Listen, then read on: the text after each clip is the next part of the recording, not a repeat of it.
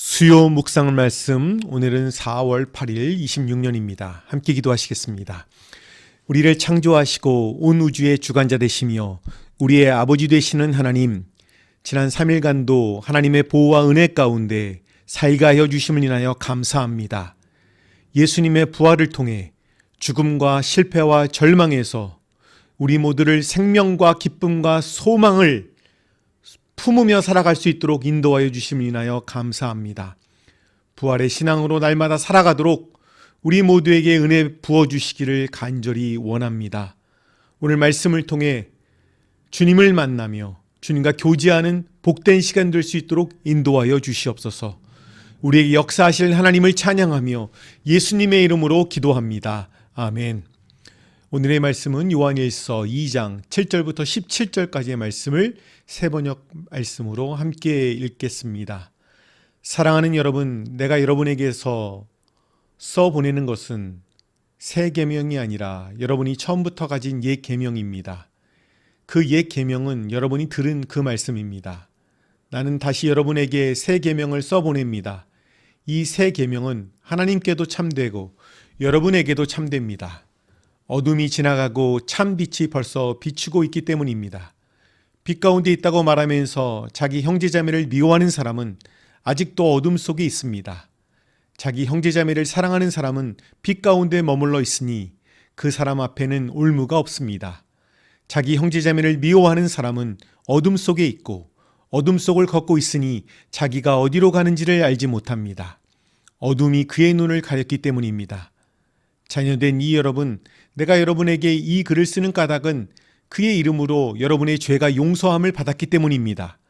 아버지 된 이 여러분, 내가 여러분에게 이 글을 쓰는 까닭은 여러분이 태초부터 계신 분을 알고 있기 때문입니다. 젊은이 여러분, 내가 여러분에게 이 글을 쓰는 까닭은 여러분이 이미 악한 자를 이겼기 때문입니다. 어린이 여러분, 내가 여러분에게 이 글을 쓰는 까닭은 여러분이 이미 하늘 아버지를 알고 있기 때문입니다. 아버지 된 이 여러분, 내가 여러분에게 이 글을 쓰는 까닭은 여러분이 태초부터 계신 분을 알고 있기 때문입니다. 젊은이 여러분, 내가 여러분에게 이 글을 쓰는 까닭은 여러분이 강하고 하나님의 말씀이 여러분 속에 있어서 여러분이 그 악한 자를 이겼기 때문입니다. 여러분은 세상이나 세상에 있는 것들을 사랑하지 마십시오. 누가 세상을 사랑하면 그 사람 속에는 하늘 아버지에 대한 사랑이 없습니다. 세상에 있는 모든 것, 곧 육체의 욕망과 눈의 욕망과 세상 살림에 대한 자랑은 모두 하늘 아버지에게서 온 것이 아니라 세상에서 온 것이기 때문입니다.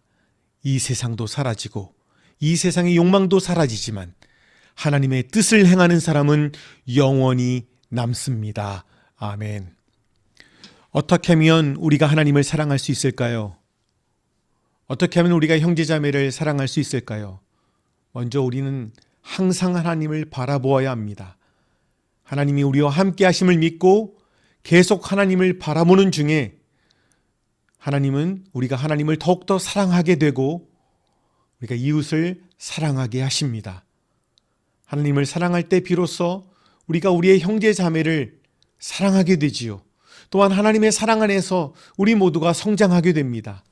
세상의 헛된 욕심보다 하나님의 뜻을 쫓게 됩니다. 오늘 이 말씀을 중심으로 함께 은혜를 나누고자 합니다. 첫째, 빛 가운데 사는 사람은 형제를 사랑합니다. 예수님께서 말씀하셨습니다. 서로 사랑하라. 이 사랑은 단순한 감정이 아닙니다. 빛 가운데 사는 삶의 증거입니다. 그래서 요한은 매우 강하게 말합니다. 빛 가운데 있다 하면서 그 형제를 미워하는 사람은 지금까지 어둠에 있는 사람이다라고 말씀하고 있습니다. 이 말씀은 굉장히 충격적인 말씀입니다. 교회에 다니는 것, 신앙 고백을 하는 것, 말씀을 아는 것만으로는 충분하지 않다고 말씀하고 있습니다. 형제를 미워하면 그 사람은 여전히 어둠 가운데 있다고 말합니다. 예수님을 믿는 사람은 미운 사람이 생길 때 십자가를 바라볼 수 있어야 합니다. 우리가 어떤 사람인지를 늘 기억해야 합니다. 원래 죄 가운데 지옥에 가야 되는 우리 모두의 삶인데, 그래서 하나님의 사랑을 받을 구석이 하나도 없는 우리인데 우리를 위해 예수님이 십자가에 달려 돌아가셨습니다. 그리고 우리의 삶에 성령님이 오셨습니다. 이런 은혜를 받은 사람이기에 우리는 형제를 사랑해야 되고 사랑할 수 있습니다. 그러나 현실적으로 미운 짓을 하는 사람부터 잘못해놓고 미안하다는 말도 한마디 하지 않는 뻔뻔한 사람을 보면 미움이 생길 때가 있습니다. 그래서 우리는 하나님의 사랑 안에 더 거하기를 기도해야 합니다. 하나님의 사랑이 우리의 심령과 마음에 가득 차서 시간이 지날수록 더 많은 형제와 자매를 품고 사랑하는 사람이 되기를 진심으로 소원하며 기도해야 합니다.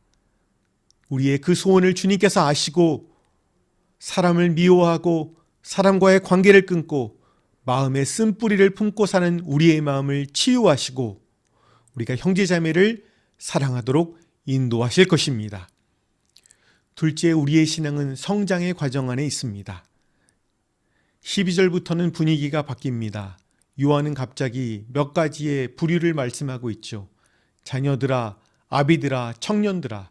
이것은 실제 연령 구분이 아니라 영적 상태를 나타내는 표현입니다.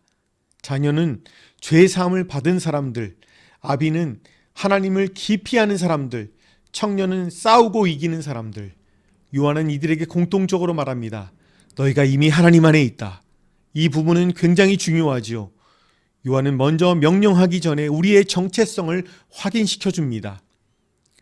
우리의 신앙은 완성된 상태가 아니라 성장하는 과정입니다. 어떤 사람은 아직 시작 단계에 있고 어떤 사람은 깊어져 가고 있으며 어떤 사람은 싸우고 있는 중입니다. 중요한 것은 비교가 아니라 방향입니다. 하나님은 우리의 속도를 보시기보다 우리가 하나님 안에 있는지를 보십니다. 우리는 매년, 매월, 매주, 매일 하나님 안에서 성장하고 있으십니까? 우리의 믿음과 우리의 인격과 우리의 사랑과 겸손과 인내와 온유와 하나님을 아는 지식이 매일 더욱더 성장하는 우리 모두가 되기를 축복합니다. 셋째, 세상을 사랑하지 말고 하나님을 사랑하십시오. 요한은 매우 강하게 말합니다. 이 세상이나 세상에 있는 것들을 사랑하지 말라고요. 요한복음 3장 16절에서 하나님이 세상을 이처럼 사랑하사 독생자를 주셨으니 에서의 세상은 우리, 즉 사람입니다. 그러나 여기에서의 세상은 사람이나 창조의 세계가 아니라 하나님 없이 돌아가는 가치 체계를 의미합니다. 요한은 세 가지로 설명합니다. 우리 개역 개정판에 이렇게 나와 있죠. 육신의 정욕, 안목의 정욕, 이생의 자랑. 이 세 가지는 지금도 동일합니다. 육신의 정욕이 뭐예요? 쾌락 중심의 삶이죠. 안목의 정욕이 뭡니까? 보이는 것에 대한 끌림이잖아요. 이생의 자랑이 뭡니까? 성공과 인정 중심의 삶을 말씀하고 있습니다. 요한은 분명히 말합니다. 이것은 하나님께 온 것이 아니라 세상으로부터 온 것이라고 말씀하고 있습니다. 그리고 결정적인 말씀을 하지요. 이 세상도 사라지고 이 세상의 욕망도 사라지지만 하나님의 뜻을 행하는 사람은 영원히 남는다는 말씀을 우리에게 전하고 있습니다. 우리의 삶은 결국 두 방향 중 하나입니다. 세상을 향해 사는 삶, 하나님을 향해 사는 삶. 세상은 참 매력적입니다. 눈에 보이고 빠르고 즉각적입니다. 그러나 곧 지나갑니다. 반면 하나님은 보이지 않지만 영원하십니다. 그래서 우리는 선택해야 합니다. 무엇을 붙들 것인가? 무엇을 위해 살 것인가? 미국 대륙 횡단을 차로 횡단하면 얼마나 피곤하겠습니까?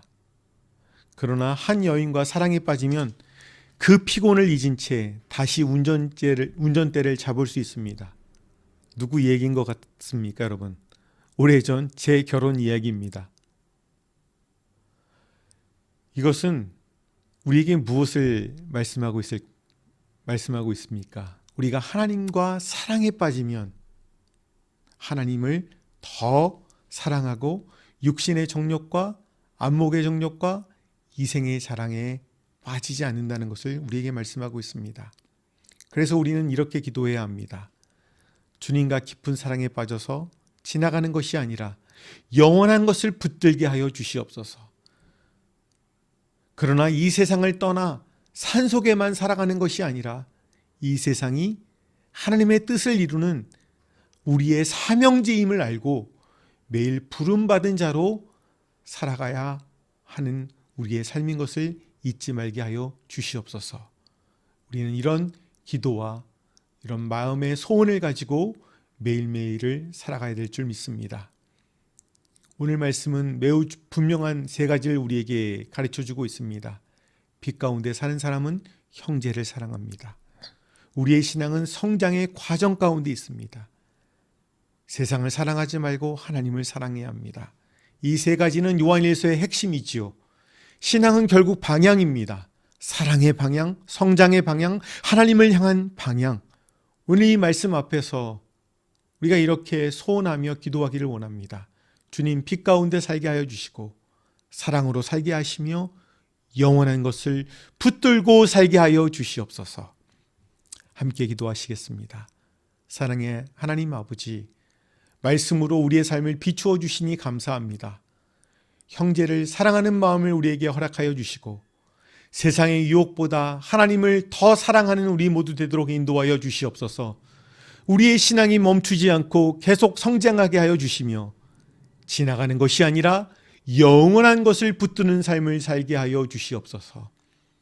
우리 교회의 연약한 육체로 주님 앞에 눈물로 기도하는 우리 형제자매들을 위로하여 주시고 하늘의 치료를 허락하여 주시기를 간절히 소원합니다.